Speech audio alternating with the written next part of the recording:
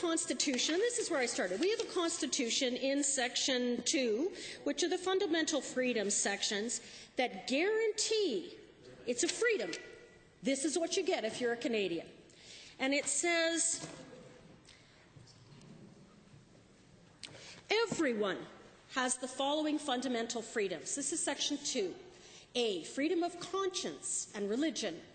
B, freedom of thought, belief, opinion, and expression, including freedom of the press and other media of communication.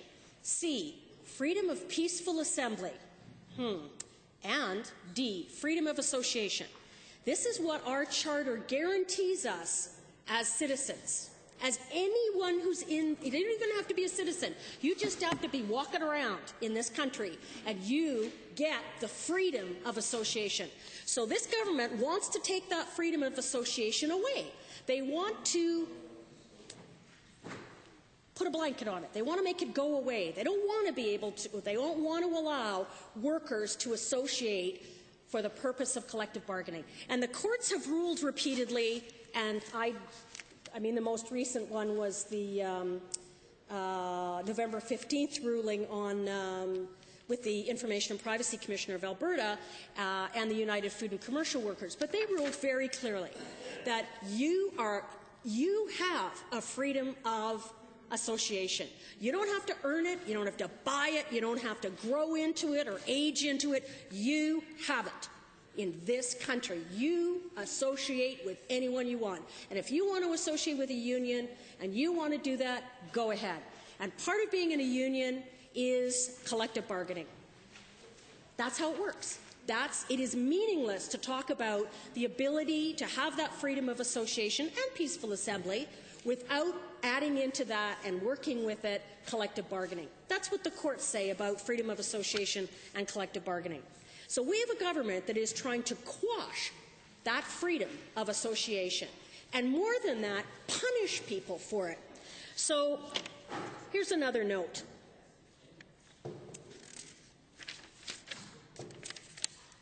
We have, collective bargaining does have as part of it that ability to resort to withdrawal of services, or strikes if you want to call it that.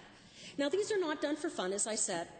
The employer holds all the cards here. They've got the money, they've got the law backing them up, and in this case, they're the government. So, hey, if they don't like the situation, they can just write legislation to make it be what they want it to be, and that's what we're having with Bills 45 and 46. So this ability to go on strike is the only card they really hold to be able, as a tool, to be able to get fairness in the process if they're not getting fairness. And they don't abuse it. And again, let's remember that we're talking about our workers, our civil servants, our public servants here. These are not, jackbooted monsters out there that we need to protect ourselves from, except for this government thinks they do. They think they need to protect themselves from firefighters and police officers and nurses and teaching aides and accountants and engineers and park wardens and secretaries. That's who they think they need to protect themselves from. Wow.